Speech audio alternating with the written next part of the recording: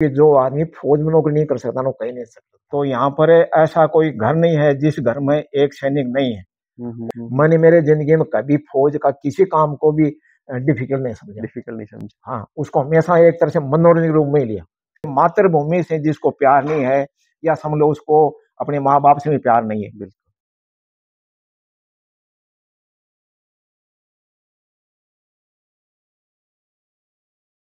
जय हिंद, जय भारत। आज हम आए हैं हमीरी गांव में और आज हमारे साथ हैं सूबेदार major honorary captain हरफुल Singh ji.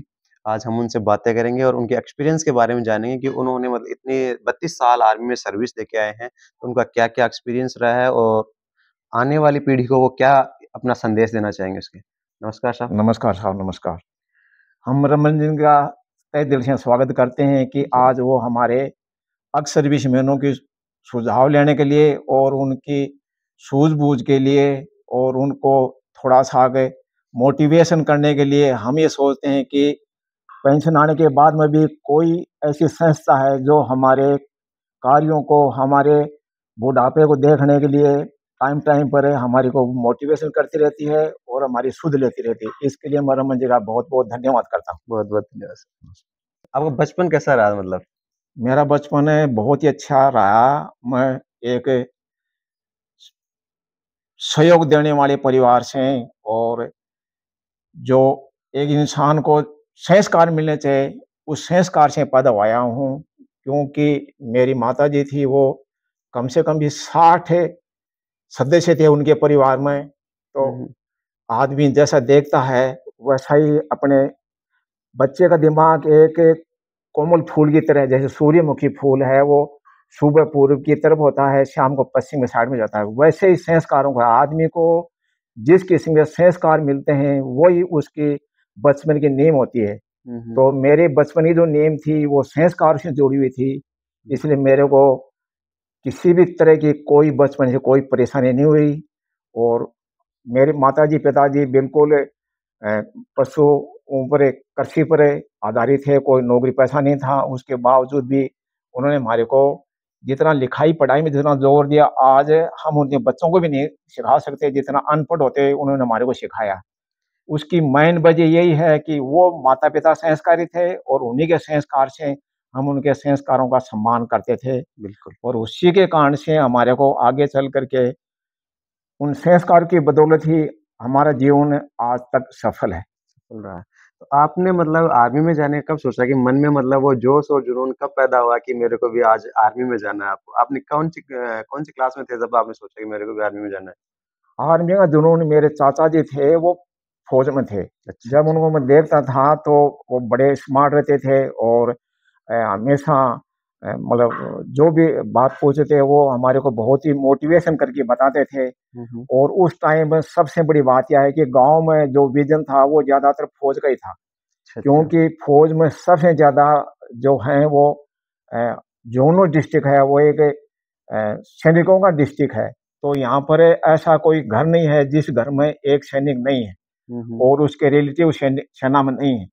तो सबसे ज्यादा जुनून पहले था वो फौज में सबसे ज्यादा जाने का था। क्योंकि पहले गांव के लोगों को इतने अच्छे स्कूल नहीं मिले थे, इतनी अच्छे क्वालिफिकेशन नहीं मिली थी। तो उस पहले पहले लोग 5वीं क्लास 8वीं क्लास मतलब 62 और 65 युद्ध के बाद में तो लोग 5वीं क्लास पास भी जाया करते थे। आपका बचपन ही मतलब फौजियों की कहानी सुनते हुए बड़े हो आप? फौजियों की कहानी सुनते हुए बड़े हैं और उन्हीं के मोटिवेशन के कारण से हम आगे बढ़े हैं। बाकी जो मेरे पिताजी थे उनका तो एम ये था कि नहीं नहीं फौज में नहीं जाना है, तेरे को टीचर लाइन में जाना है। जबकि वो एक अनपढ़ आदमी होते हुए भी उनको ये सूझ थी कि टीचर लाइन क्या होती है और फौज क्या होती है। लेकिन मैं क्या कि बच्चा जैसे दिमाग में सोच लेता है ना, तो कुछ चीजें क्या है कि वो अपने हिसाब से फिर करना शुरू कर देता है। आपका दिल तो फौज के लिए था? हाँ, मेरा दिल था फौज के लिए। और पहले जो डिग्री आती थी वो 3 साल के बाद आती थी।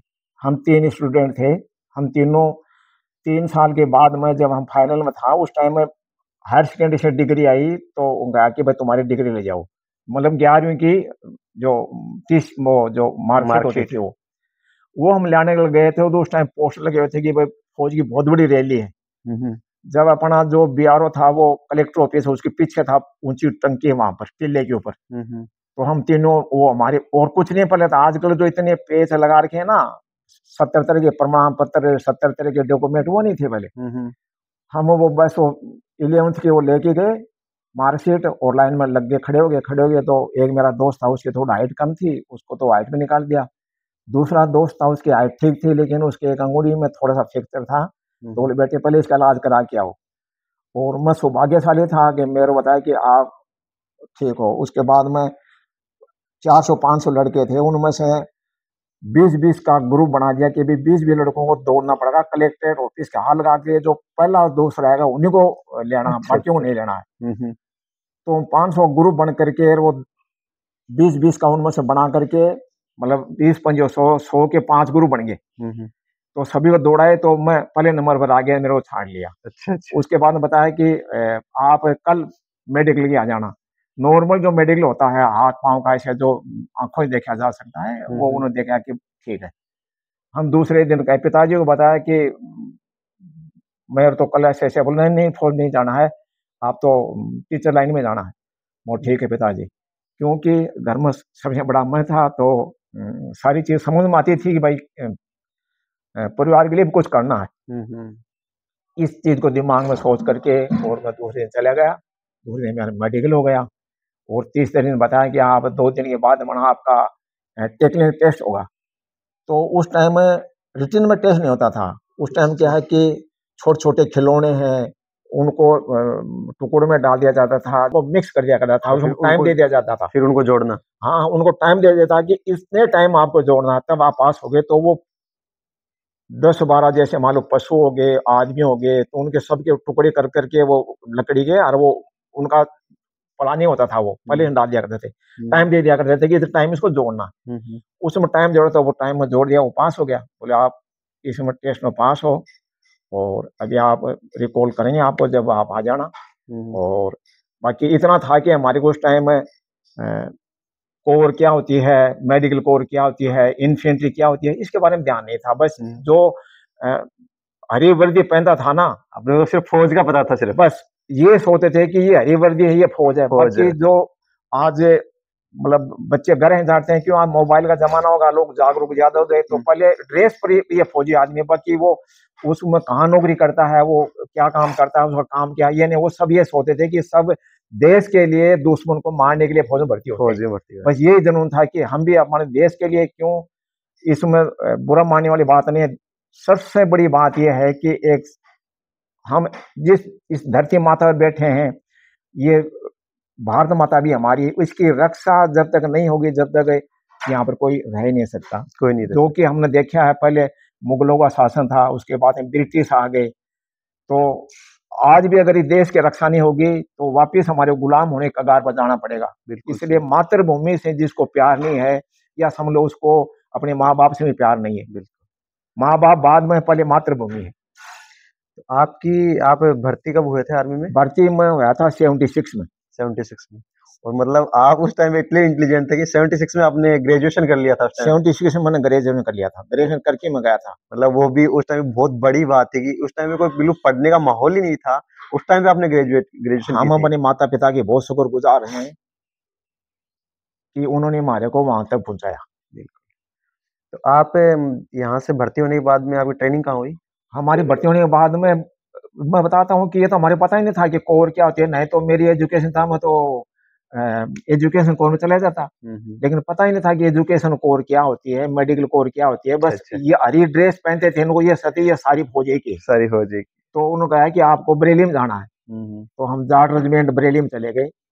वहां पर हमारी 9 महीने ट्रेनिंग हुई। ट्रेनिंग भी मतलब पहले हार्ड होती थी, लेकिन मैंने हार्ड नहीं समझा, क्योंकि मैं बचपन से ही फिजिकल वर्क करता था। झुंझुनू पैदल जाते थे हम, 20 मिनट में झुंझुनू दौड़ करके मोतीलाल कॉलेज पहुंच जाया करते थे। कभी बारिश होती थी तो 20 मिनट में घर पहुंच जाया करते थे। हमारा डेली का रूटीन था, क्यों बस वगैरह का और कोई साधन था नहीं।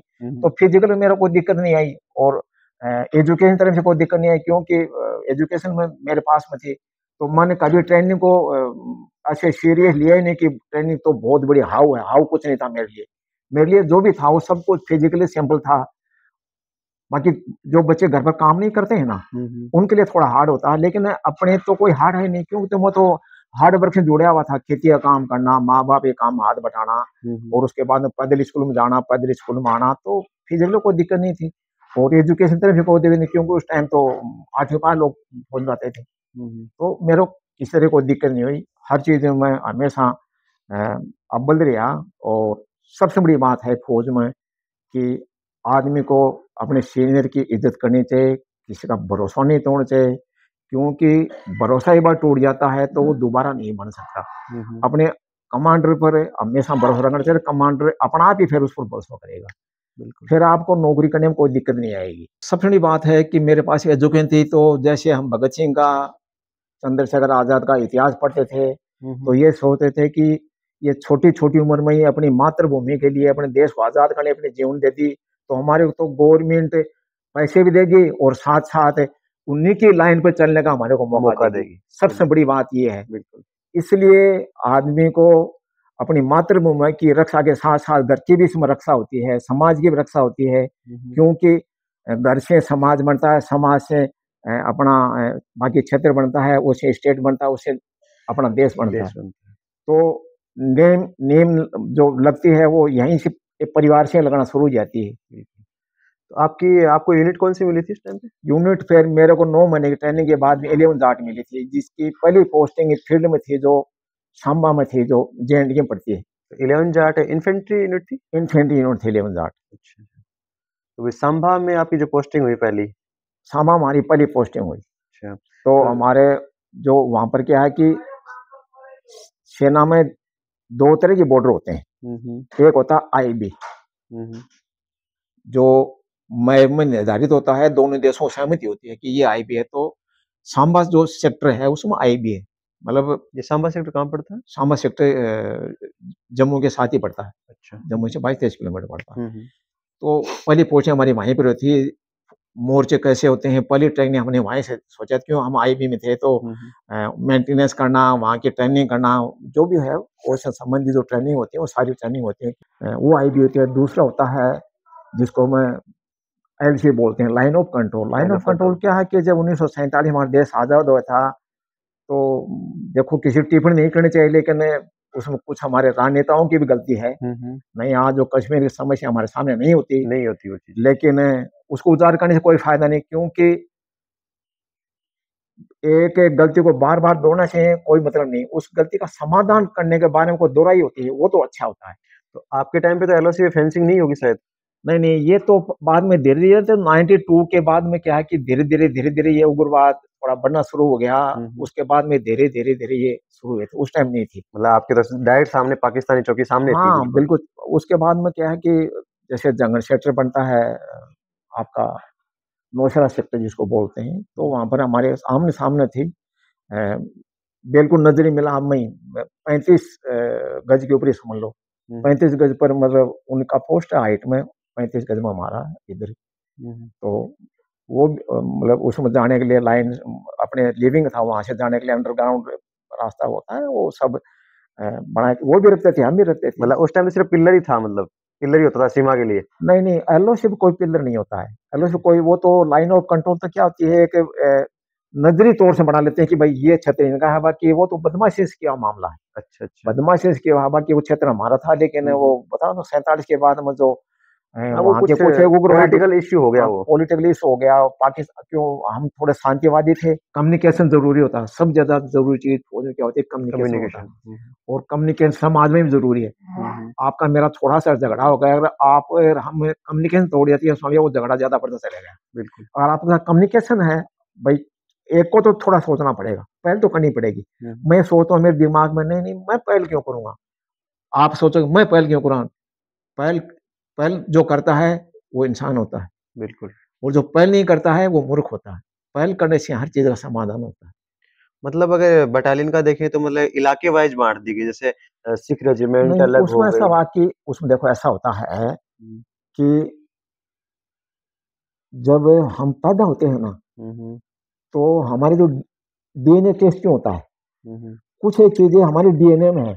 DNA में है कि मैं सोचता हूँ कि अमीरी के नाम से कोई टीम जाएगी, तो सभी मिलेंगे और अमीरी की बनियान हम पहनेंगे, तो हमारा गर्व हुआ कि हम अमीरी के हैं। हमारी इस पर कोई आंच नहीं आनी चाहिए। हम्म, वैसे क्या है कि हमारे जैसे जाट ग्रुप है तो जाट ग्रुप में यूपी हरियाणा राजस्थान हम्म, सबसे ज्यादा जो जाट बाहुबली क्षेत्र है, हम्म, इसीलिए इनको सबको मिला के कर दिया कि लड़ाई में ये जोश है कि जाटों का नाम नीचा नहीं होना हम्म, चाहिए। एक राजपूत रेजिमेंट बना दी कि भाई लड़ाई में राजपूत ही पीछे नहीं है, एक राजपूत रेजिमेंट बना दी।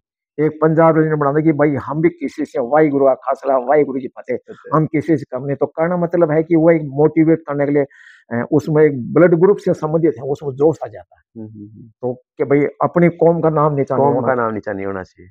कुछ भी हो जाए लेकिन कौम का नाम नीचा होना चाहिए। तो वैसे करके वो उसका डिसीजन हुआ है। हम्म, और जो कोर है उनमें तो क्या है कि हर एजुकेशन सबकी बराबर नहीं हो सकती।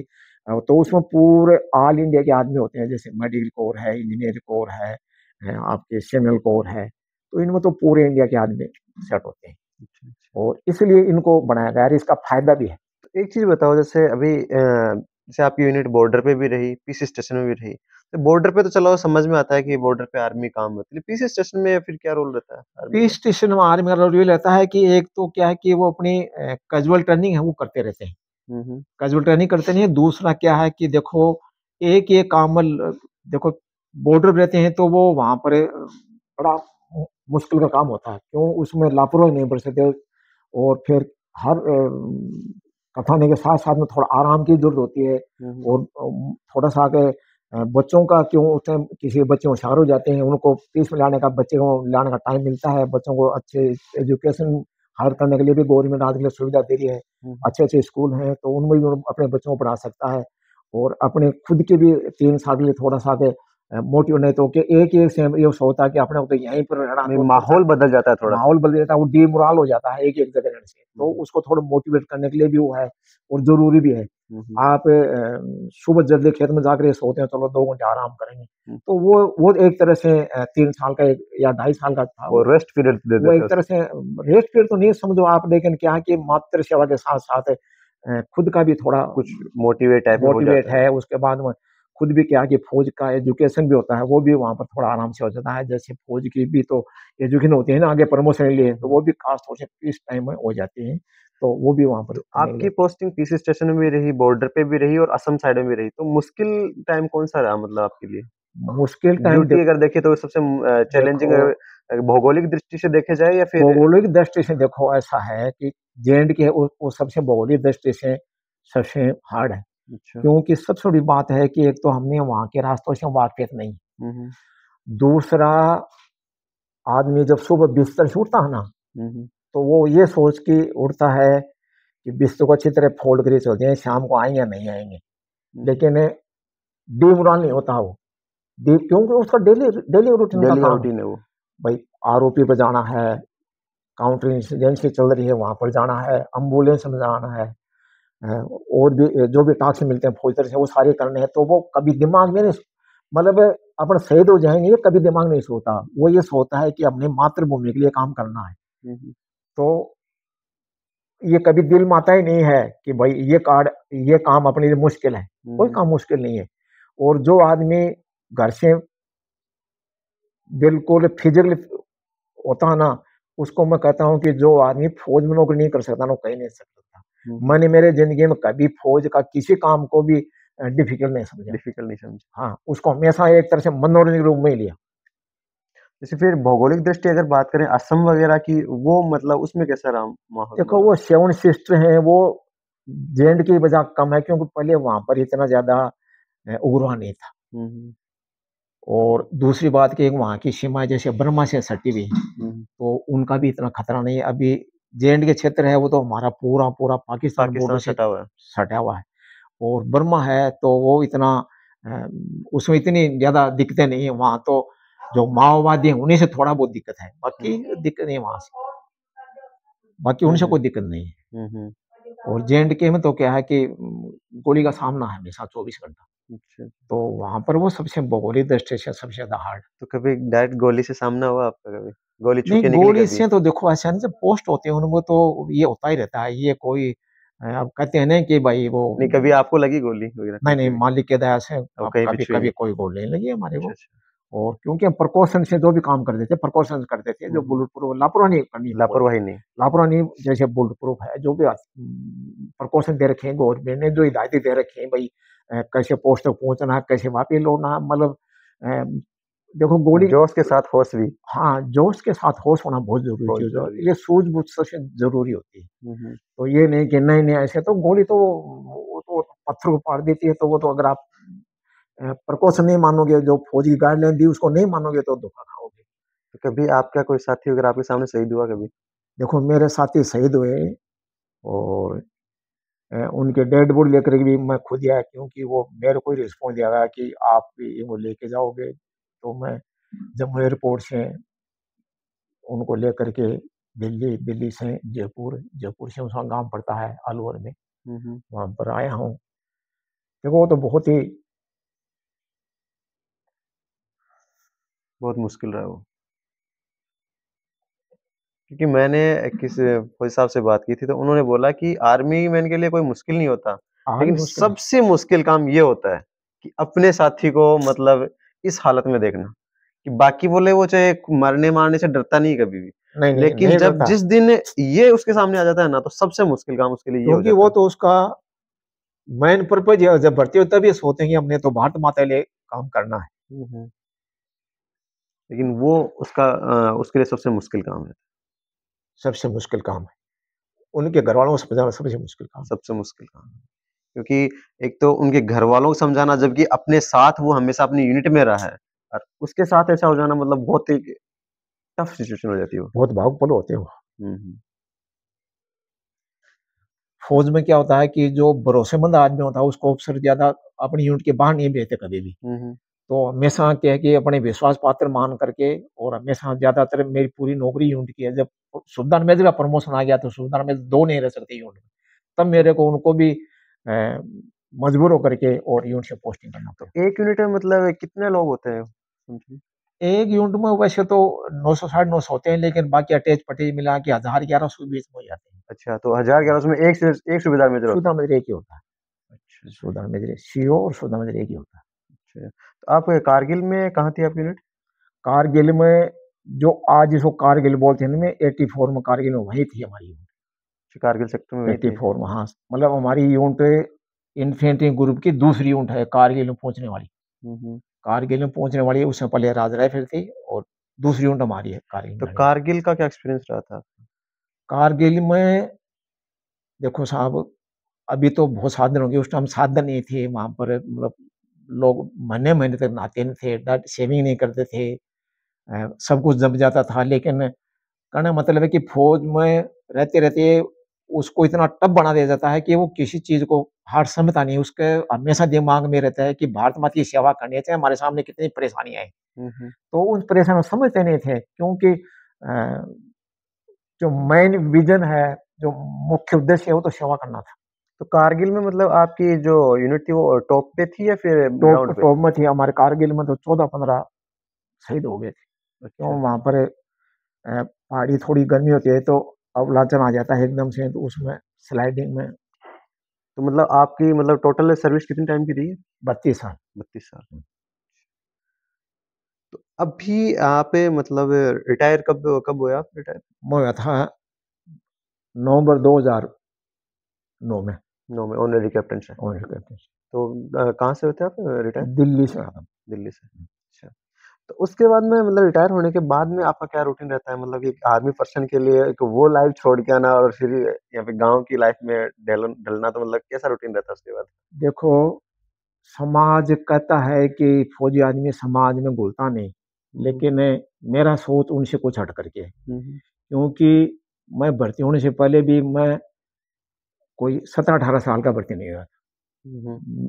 क्योंकि मैं तो इतना टाइम में मेरी तो 20 साल हो गई थी। तो समाज के, परिवार के सारे उतार चढ़ाव देखते, और समाज से बड़े बड़े होने के कारण से जुड़ा हुआ था, और जब छुट्टियां था तब भी मैं समाज से जुड़ा हुआ था।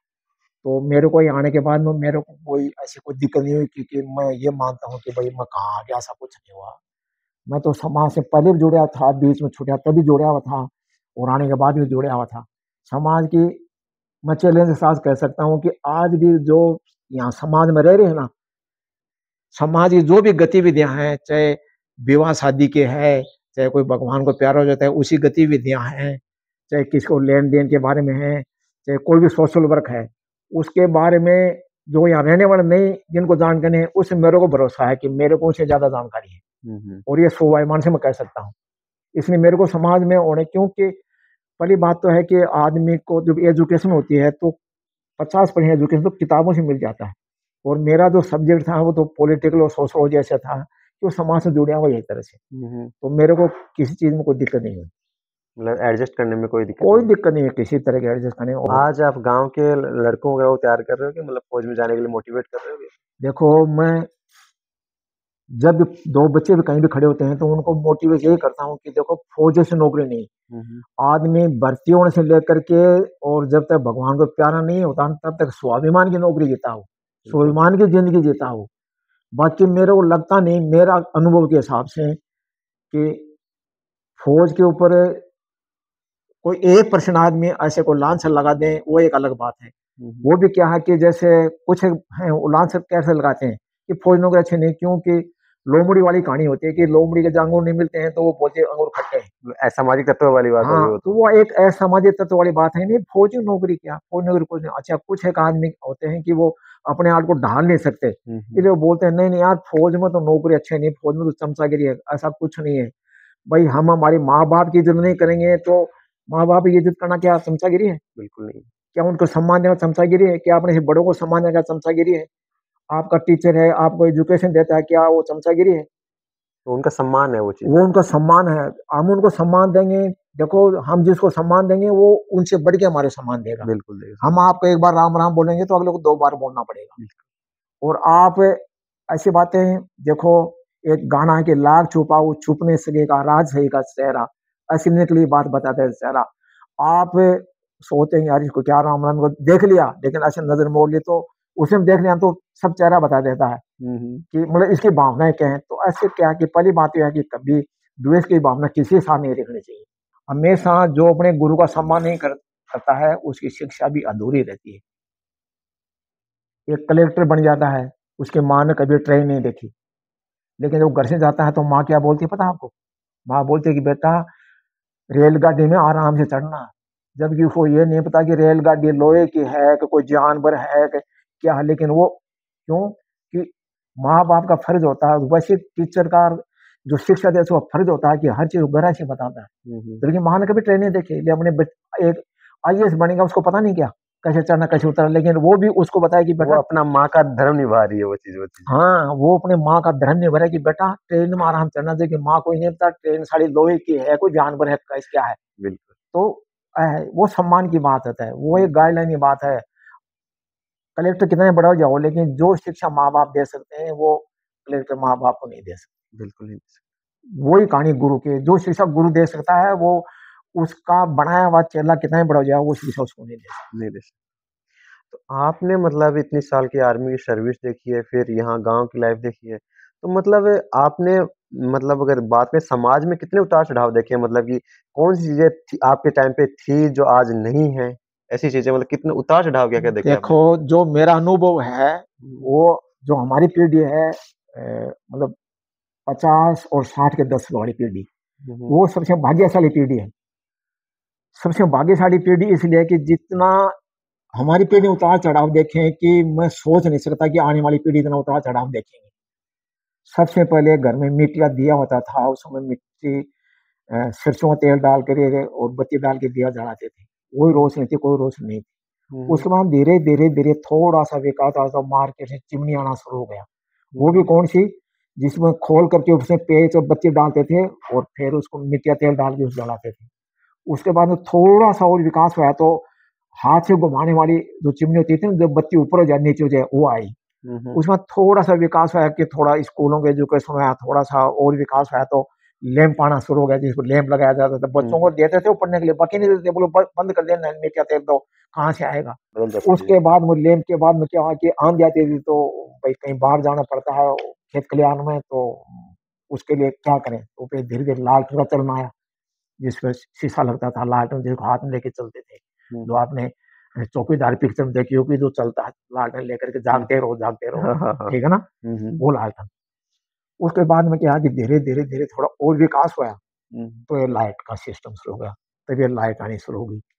फिर लाइट के साथ साथ ही भाई लाइट तो एक जगह रहेगी, ब्याह शादी के और कहीं जाना है तो क्या करें, फिर गैस वाले सिलेंडर पर लाइट जलती थी, फिर वो शुरू हुआ। उससे पले पले जो बेचारा गरीब तबके का आदमी था, वो छल्ले नहीं ला सकता था, वो जिसको उपला बोलते थे, थेपड़ी पर तेल डाल करके और उसका लाइट करा करते थे कोई किसी फंक्शन में, तो वो भी इसी चीज से जुड़ी हुई है। उसके बाद फिर धीरे धीरे, हाँ, तो आपके सामने यहाँ सोलर आया हुआ है। अभी हम सोचते नहीं कि अभी और क्या उम्मीद है, मतलब दीप एक दिए से सोलर तक आगे चीज सोलर तक आगे। भाई सोलर से ऊपर कहना मतलब सूरज से ऊपर तो कुछ है ही नहीं ना, बिल्कुल नहीं है। सन से ऊपर कहाँ जाओगे आप? हाँ, अभी तक तो ब्रह्मांड में सन से ऊपर कुछ नहीं है। तो जब उसकी लाइट हमने मिल गई तो वो और लाइट देने वाली चीज कोई ब्रह्मांड में है नहीं, मेरा जहां तक अनुमान है। ऐसे आप मुंडो में इंसान देख लो, पहले क्या है, गांव में ही बस होली पर सांग वांग होते थे, कोई नाटक हुआ करते थे, वो एक रिक्रिया साधन होता था। फिर धीरे धीरे सिनेमा हुआ, तो वो हमारी हैसियत नहीं थी कि हम सिनेमा की टीवी लेकर सिनेमा देख सकें। फिर स्कूलों में धीरे धीरे नाटक हुआ करते थे, फिर रामलीला आया करते थे, वो देखा करते थे। फिर धीरे धीरे रेडियो आया, उस पर भी गवर्नमेंट टैक्स लगा रखा था।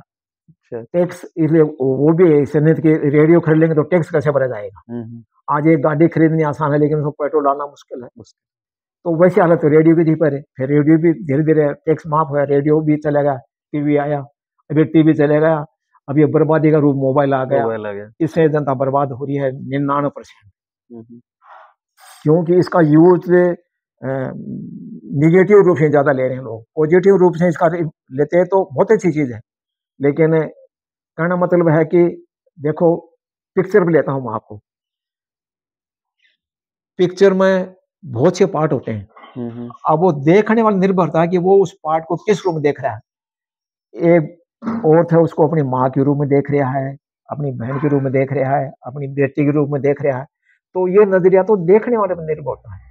तो सेम मोबाइल की वही हालत है कि मोबाइल को हम किस नजरिए से देख रहे हैं, वो तो वही नजरिया दिखाएगा जो हम देखेंगे। तो आपने मतलब उस टाइम पे भी आप बोल रहे थे कि आप फिल्म वगैरह के शौकीन थे। बिल्कुल शौकीन था स्कूल के टाइम पे। हाँ। तो मतलब आपने वो फिल्में भी देखी हैं, आज भी देख रहे हैं, तो आपको क्या लगता है फिल्मों ने समाज को ऊपर बढ़ाया या कहीं ना कहीं उल्टा लेके आए वो? देखो, क्या फर्क है 60 और 70 के दशक हमने देखे, पुरानी पिक्चर देखे हैं। देखो, समाज में जागृति पैदा करने के लिए फिल्म उद्योग नंबर 1 पर है, दूसरा उसके बाद में टीवी आया। ये समाज में जागृति करने के लिए, लेकिन अभी आप देख रहे हो, और अभी तो हमने देखना छोड़ दी ये पिक्चर, क्योंकि आज की पिक्चर हैं उनमें 100 में से कोई 2-4 पिक्चर ऐसी होंगी जो कि समाज से जुड़ी हुई, जो अभी तो ज्यादातर भ्रष्टाचार उजागर करने के लिए, कोई चोरी कैसे होगी उसको दिखाने के लिए, तो इस किस्म की पिक्चरें ज्यादा होंगी। पहले क्या समाज से जुड़ी हुई पिक्चर होती थी। अभी जैसे राजा और रंग पिक्चर थी, उसमें देखो वो गाना आज भी, माँ तो कितनी भोली है, वो आज भी गाना वैसा वैसा ही है। और आप देखोगे तो उसमें सब चीजें हैं कि देखो, समाज में रहते रहते क्या क्या हमारे ऊपर जो जिन्होंने शासन किया था, वो क्या क्या हमारा शोषण करते थे, और कैसे कैसे हमारे लोग थे जो उनको सहन करते थे, और उनसे क्या क्या शिक्षा मिलती है। एक माँ अपने बच्चे को जिंदा रखने के लिए अपना हाथ जला रही है, लेकिन आज के बच्चे ऐसे हैं कि वो रोटी देने के लिए तैयार नहीं है। मतलब उन फिल्मों ने तो मतलब समाज को कुछ उठाया था ऊपर, समाज को उठाया था उन्होंने, लेकिन आज की फिल्म में वो उठा रहे नहीं, वो तो उल्टा 99% गड्ढे में डाल रही है मेरी सोच के हिसाब से। बाकी मैं सभी का आंकलन नहीं करता, मेरा आंकलन ये है कि आज की पिक्चरें 90% या 99% खड्डे में डाल रही है। मतलब एक समाज बनाने के अलावा वायलेंस की तरफ लेके जा रहे हैं, मतलब आक्रामकता वगैरह आक्रामकता एक तरफ लेके जा रहे हैं। तो देखे नहीं कि आप कितना लड़ाई झगड़ा, मार धाड़, फांसी लगाना, बच्चे कहाँ से सीख रहे हैं। कोई बोलता है बच्चे ने टीवी में देख करके ये किया, कोई बोलते उसने मोबाइल में देख करके मतलब उग्रवाद का रास्ता अपनाया, उसने उसको देख करके ये चोरी करना सीखा, उसने ये देख करके एटीएम तोड़ना सीखा। तो ये चीजें कहाँ से सीखी उन्होंने, कोई गुरु तो उन्होंने खाई नहीं ना। तो यही था, और क्या। मैं सोशल मीडिया पर जो डाल रहे हैं, मान लो वो कहाँ से वहीं से लाए हैं ना। यही आप देख रहे हो पिक्चरों में भी, कोई चोरी कैसे करता है, कोई किसको कैसे धोखा देता है, कोई कैसे करता है। और आजकल बुरा मानने वाला सब पैतृक हो गया। डॉक्टर बेटा डॉक्टर बनेगा, नेता का बेटा नेता बनेगा, चाहे अंगूठा छाप हो। अभिनेता बेटा अभिनेता बनेगा। कोई ये तो है नहीं कि समाज से 1-2 आदमी रूठ जाता है, उसको वहां तो टिकने ही नहीं देते हैं। तो कहना मतलब है कि आदमी जैसा काम करता है वैसे उसे पर्सनैलिटी भी होनी चाहिए, वैसे उसके विचार भी होने चाहिए, लेकिन वो उन विचारों से उस पर्सन जुड़े हुए नहीं है। मतलब आज उन्होंने पैसे कमाने का एक वो ज़रिया बना लिया जरिया बस। बना लिया बस। बाकी समाज वगैरह को उठाने से हाँ, उससे कोई पहले जो मतलब अभिनेता वो थे वो मतलब समाज नहीं से था। जुड़े हुए थे, उस चीज़ से मतलब नहीं रहा सामाजिक उसका। गहराइयों को उनको पता था, हुँ, हुँ। इसलिए वो वैसा रोल लेके आते थे। और जो राइटर तो थे वो भी ऐसी चीज़ों को लिखते थे। हुँ, हुँ। पिक्चर तो राइ उसी पर बनेगी ना, हुँ, हुँ। तो वो भी ऐसी चीज़ें लिखते थे। और आज जो बच्चे जो पहले थे, आप के टाइम की भी या हमने भी कुछ देखे हैं, जैसे बाहर खेल खेलते थे और आज जैसे मोबाइल ने सब चीज़ें खराब कर दी। मतलब बच्चों के बाहर का जो खेल वगैरह है, आजकल वो तो तो बिल्कुल खत्म हो गया। देखो, जो हमारे पैतृक गेम थे जैसे कबड्डी है, आपकी हॉकी है, बास्केटबॉल है, वॉलीबॉल है, ये हमारे एक तरह से देहाती और पैतृक गेम हुआ करते थे कि उनमें कोई ज़्यादा खर्चा नहीं लगता था, और बंदे यहाँ जुड़ जाते। अभी क्या है कि क्रिकेट, क्योंकि ये एक व्यवसाय हो गया, हर हुँ, के हुँ। मान से दिया हो कि मेरे को तो क्रिकेटर बनना है, इसमें बहुत ज़्यादा आमदनी है, इसलिए इस क्रिकेट ने बाकी गेमों का भट्ठा बढ़ा दिया। हुँ, हुँ। बाकी गेमों की तरफ कोई देखता ही नहीं, और सारे बस उसकी तरफ। अब उसके लिए इतना बड़ा न गाँव में ग्राउंड है, न इतनी बड़ी उनके लिए सुविधा है, और न वो बच्चे उतना उनके लिए टाइम दे सकते हैं।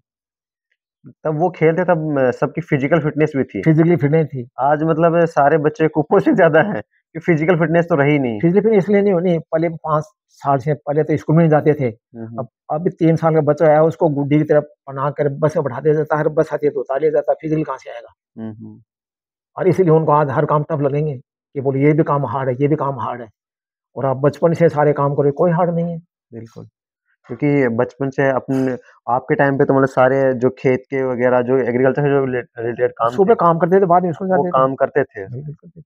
और आज वो चीज़ें हटा दी गई हैं, सब सब चीज़ें हट गई वो तो। हमारे बुजुर्ग बताते हैं कि पहले ऊँट के ऊपर जो बोरी लाते थे वो 3 मण की होती थी। 3 मण के में 4 तिया 12 120 किलो का होता था। हुँ, 20 किलो का अकेला उठा करके हमारे दादा टाइम के वो एकला उठा के ऊँट पर देते थे। आजकल के जनरेशन को देख करके, और फिर 100 किलो की बोरी आनी शुरू हुई। हुँ, आज भी 100 किलो बोरी तो ढूँढने से नहीं मिलेगी। हुँ, हुँ। 50 किलो कट्टा आ गया। तो कहना मतलब है कि जैसे-जैसे पॉपुलेशन होगी ना, वैसे वो सारी चीज़ें 50 बदलती का चली गई। 40 कर दिया आजकल और तो। 50 का 40 कर दिया, 5-5 किलो का भी कर दिया, हाँ, कि चलो जी ये 5 का है, 5 का उठा लेगा, 5 का उठा लेगा। नहीं समझा गया। हुँ, बाकी 100 क्विंटल के तो कल तक बोरी आती थी, चीनी की बोरी नहीं आती थी। हुँ, हुँ। अब नहीं, अब तो सब कुछ 50 किलो में पैक हो गया, तो वैसे इंसान भी 50 में पैक हो गया। ऐसे पहलवान हो गए सारे के सारे। पैक है 50 में। हुँ, हुँ। चलो साहब बहुत-बहुत धन्यवाद। चलो आप आपका बहुत-बहुत इतना धन्यवाद, टाइम आपने दिया इतना हमारे टाइम। नहीं, नहीं ऐसी कोई बात नहीं, देखो हम तो चाहते हैं कि कोई सूध-बूध लेने वाले हमारे पास आए। बिल्कुल, आपका भी बहुत-बहुत धन्यवाद। बहुत और शुक्रिया। कोई भी अगर मेरे को कहने में कहीं भी कोई गलती हो गई हो, नहीं, तो नहीं। वो सब मैं अपनी माफ़ी लेता हूँ। कोई टिप्पणी मैंने गलत कर दी हो, तो उसको मैं माफ़ी लेता हूँ। मैंने किसी समुदाय के ऊपर या किसी व्यक्ति पे टिप्पणी नहीं करी है। मैं बिल्कुल। मेरे एक्सपीरियंस साझा किया हूँ। हुँ, हुँ। बाकी मैं किसी को टिप्पणी नहीं कर रहा हूँ। और ये मैं ज़रूर कहता हूँ आज के बच्चों को कि देखो, फ़ौज में जितनी नौकरी आदमी करता है, स्वाभिमान की ज़िंदगी जीता है। बाकी मेरे को लगता नहीं किसी भी सर्विस में अभी स्वाभिमान नौकरी जीता, क्योंकि आजकल क्या राजनेता और क्या नेता सारे इसी माहौल में ढले हुए हैं। और एक मतलब फ़ौज एक ऐसी है कि आपको तनख्वाह के साथ-साथ पूरा देश देश भी घुमा रही नहीं, है, देश को हमारी हमारे को गर्व होता है कि हम मातृभूमि में सेवा कर रहे हैं। सेवा कर रहे हैं। समाज की, परिवार की और मातृभूमि में सेवा करें। मातृभूमि सबसे सर्वोपरि है। हुँ, हुँ। क्योंकि अगर मातृभूमि नहीं रहेंगे तो न हमारे माँ-बाप रहेंगे, न ये देश रहेगा। जी, देश रहे। इसलिए मातृभूमि रहना ज़रूरी है। सब बहुत-बहुत धन्यवाद। धन्यवाद।